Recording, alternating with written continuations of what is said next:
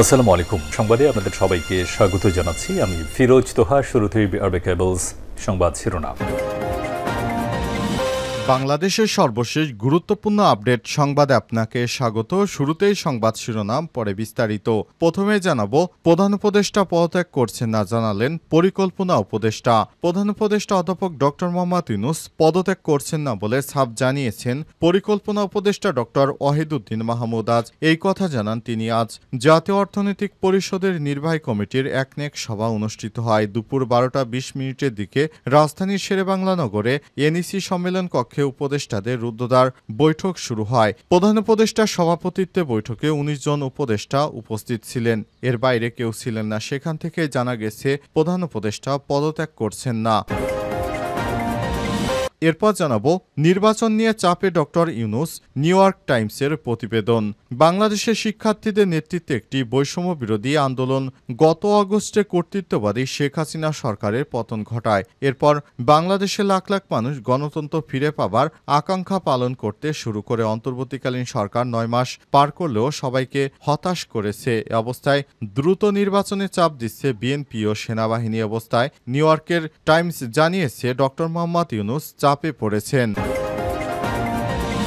এদিকে লন্ডনে শেখ হাসিনার ঘনিষ্ঠদের ৯০ মিলিয়ন পাউন্ডের সম্পত্তি জব্দ। ক্ষমতাচ্যুত শেখ হাসিনার ঘনিষ্ঠ সহযোগী উপদেষ্টা সালমান এফ রহমানের ছেলে শায়ান এফ রহমানের লন্ডনে থাকা দুটি সম্পত্তি জব্দ অর্থাৎ ফ্রিজিং করেছে যুক্তরাজ্যের ন্যাশনাল ক্রাইম এজেন্সি এনসিএ, সূত্র দ্য গার্ডিয়ানের।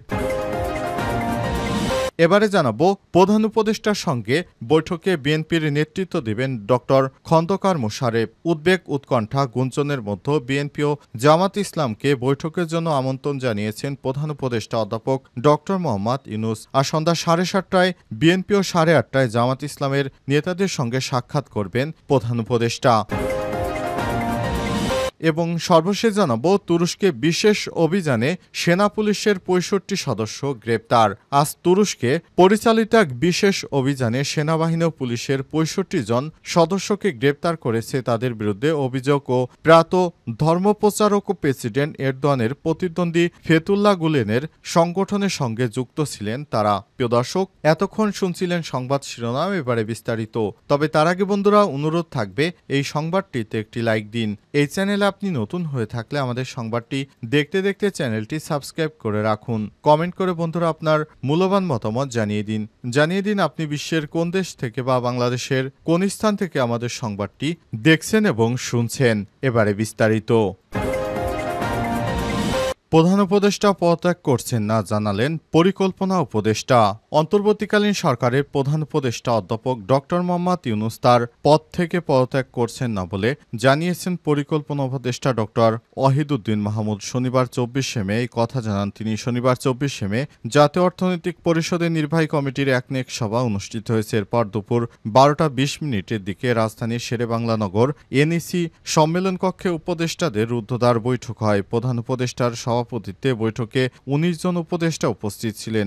উপদেষ্টা ছাড়াও এই বৈঠকে কাউকে রাখা হয়নি। বৈঠক শেষে পরিকল্পনা উপদেষ্টা সাংবাদিকদের বলেছেন, প্রধান উপদেষ্টা যাচ্ছেন না, তিনি চলে যাবেন বলেননি। তিনি অবশ্যই থাকছেন। আমাদের উপর অর্পিত দায়িত্ব বড় দায়িত্ব। এই দায়িত্ব ছেড়ে আমরা যেতে পারবো না। আমরা যে কাজ করছি এবং যে সব কাজ করতে গিয়ে প্রতিবন্ধকতা সৃষ্টি হচ্ছে, আমরা সবাই প্রতিবন্ধকতা নিশ্চিত করেছি। এখন সেগুলো সমাধান করে আমাদের উপর অর্পিত দায়িত্ব পালন করব। গত 2 দিন ধরে বাংলাদেশের রাজনৈতিক অঙ্গনে ব্যাপকভাবে আলোচিত বিষয় প্রধান উপদেষ্টা অধ্যাপক ডক্টর মোহাম্মদ ইউনূসের পদত্যাগের গুঞ্জন। উপদেষ্টা পরিষদের বৈঠকে এ বিষয়টি নিয়ে আলোচনা হতে পারে বলে ধারণা করা হচ্ছে। অন্তর্বর্তীকালীন সরকারের প্রধান উপদেষ্টা অধ্যাপক ডক্টর মোহাম্মদ ইউনূসকে বিশেষ করে বিএনপি নামক দলটির পক্ষ থেকে একটি চাপ প্রয়োগ করা হচ্ছে নির্বাচন দিয়ে দেওয়ার জন্য। এ কারণে তিনি তার কর্তব্য ঠিকভাবে পালন করতে পারছেন না। এ কারণে অন্তর্বর্তীকালীন সরকারের প্রধান উপদেষ্টা অধ্যাপক ডক্টর মোহাম্মদ ইউনূস চলে যেতে চেয়েছেন। নির্বাচনের চাপে doctor Yunus, the New York টাইমসের প্রতিবেদন। বাংলাদেশের শিক্ষার্থীদের নেতৃত্বে একটি বৈষম্যবিরোধী আন্দোলন গত আগস্টে কর্তৃত্ববাদী শেখ হাসিনা সরকারের পতন ঘটায়। এরপর বাংলাদেশের লাখো মানুষ গণতন্ত্র ফিরে পাবার আকাঙ্ক্ষা পালন শুরু করে। অন্তর্বর্তীকালীন সরকার 9 মাস পার করলেও সবাইকে হতাশ করেছে, বিশেষ করে যারা দ্রুত নতুন নেতৃত্ব নির্বাচন করতে চেয়েছিলেন। এখন দেশটির নোবেল পুরস্কার বিজয়ী মোহাম্মদ ইউনূস হুমকি দিচ্ছেন, যদি তাকে কাজ করতে এবং ধীরগতিতে নির্বাচনের প্রস্তুতি নেওয়ার সুযোগ না দেওয়া হয় তাহলে পদত্যাগ করবেন তিনি। অন্তর্বর্তীকালীন সরকার প্রধান উপদেষ্টা অধ্যাপক ডক্টর মোহাম্মদ ইউনূস দেশকে সুষ্ঠুভাবে নির্বাচন না হওয়া পর্যন্ত সবকিছু গুছিয়ে নেওয়ার ক্ষেত্রে বাংলাদেশের সেরা সম্ভাবনা হিসেবে দেখা হচ্ছিল। তাকে যখন অন্তর্বর্তীকালীন সরকারের নেতৃত্বে আনা হয় তখন দেশে রক্তপাত চলছিল, কিন্তু তার সহযোগীরা বলছেন বর্তমানে বাংলাদেশের সবচেয়ে বড় রাজনৈতিক দল বিএনপি ও সেনাবাহিনীর মধ্যে বিকাশমান ঐক্যের কারণে তিনি বাধার অনুভব করছেন এবং এই ঐক্য নীতির সমালোচনা করছে। তারা বলছেন তিনি নির্বাচন পরিকল্পনায় ধীরগতিতে অগ্রসর হচ্ছেন। 22 মে ডক্টর ইউনূস বাধাহীনভাবে কাজ করার ক্ষেত্রে রাজনৈতিক ও সামরিক সমর্থন না পেয়ে পদত্যাগের হুমকি দেন। মোহাম্মদ ইউনূস তার পদত্যাগের ঘোষণার ভাষণ তৈরির এক পর্যায় পর্যন্ত চলে গিয়েছিলেন বলে তার সরকারের এক সিনিয়র কর্মকর্তা নিশ্চিত করেছে। তখন অন্য উপদেষ্টারা তাকে বোঝান তার পদত্যাগ দেশ এবং দেশের জাতির জন্য অস্থিতিশীল হবে। ওই কর্মকর্তা ফোনে জানান, এই বছর নির্বাচন হওয়া উচিত ছিল বলে সেনাপ্রধান সম্প্রতি যে বক্তব্য দিয়েছেন তাতে অসন্তুষ্ট হয়েছে ডক্টর মোহাম্মদ ইউনূস। একই সঙ্গে রাজনৈতিক প্রতিপক্ষের সমালোচনার শেষে তিনি বিপর্যস্ত বোধ করেছেন। হাসিনা পুরনো রাজনৈতিক বিরোধীরা যে কোনো নির্বাচনে জয় পাওয়ার অবস্থায় রয়েছে।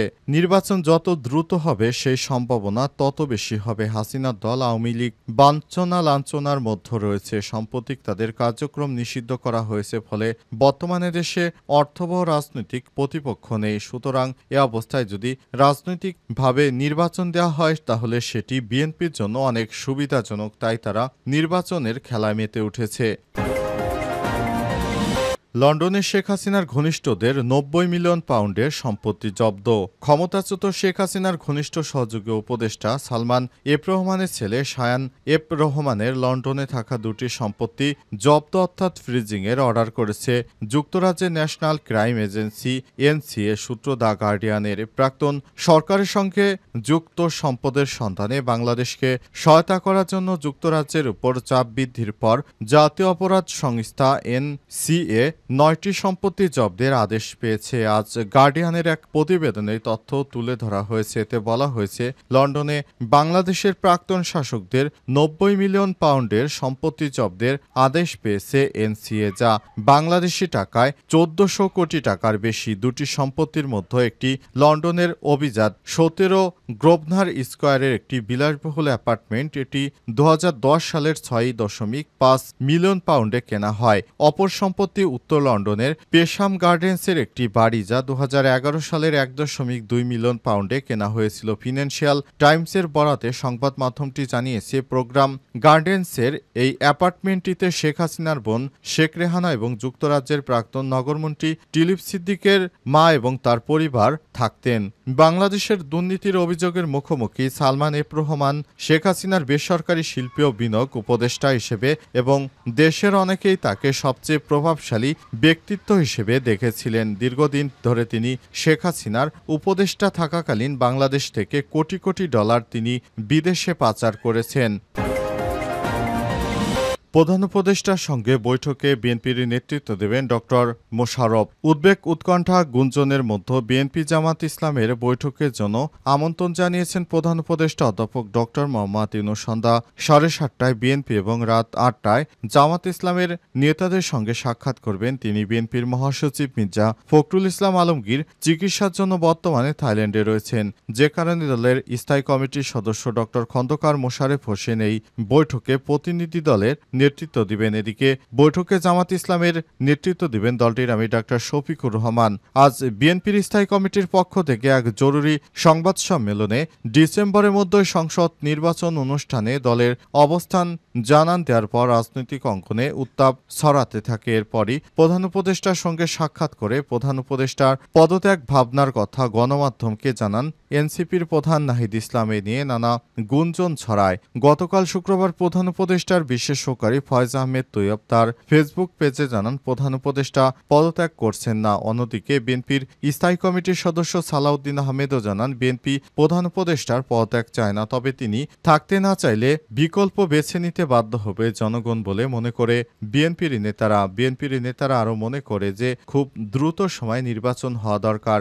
দ্রুত সময় নির্বাচন হলে বিএনপি ক্ষমতায় যেতে পারবে, এটি তাদের সবথেকে বড় লোভ লালসা। আর এই লোভ লালসা এখন সামাল দিতে পারছে না বিএনপির নেতাকর্মীরা। তাই 2 দিন পরই তারা উপদেষ্টাদের পদত্যাগ সহ বিভিন্ন দাবি দাওয়া নিয়ে ঢাকার বিভিন্ন রাজপথ ঘেরাও করার পাশাপাশি তারা প্রশাসনের বিরুদ্ধে কঠোর অবস্থানে চলে যাচ্ছে। এ অবস্থায় তাদেরকে দমন করা কোনোভাবেই সম্ভব হচ্ছে না। তারা বিশেষ করে ইশরাকের মেয়র হওয়া নিয়ে তারা যে অবস্থা শুরু করেছে তাতে পুরো দেশ অচল হওয়ার মতো পর্যায়ে চলে গেছে। কারণ ইশরাক হোসেন যে নির্বাচনে মেয়র দাবি করেছেন সেই নির্বাচনের ইতিমধ্যে 5 বছরের মেয়াদ শেষ হয়ে গেছে। তাহলে অবৈধভাবে ইশরাক যে মেয়রের হওয়ার যে দাবি দেওয়া তুলেছে সেটি কোনোভাবেই কাম্য নয়। তারপরও তারা তাদের অবৈধ দাবি দেওয়া নিয়ে প্রতিনিয়ত সরকারের বিরুদ্ধে বিভিন্ন অপকর্ম করে বেড়াচ্ছে। কারণে এখন মানুষ সর্বশান্ত হয়ে পড়েছে।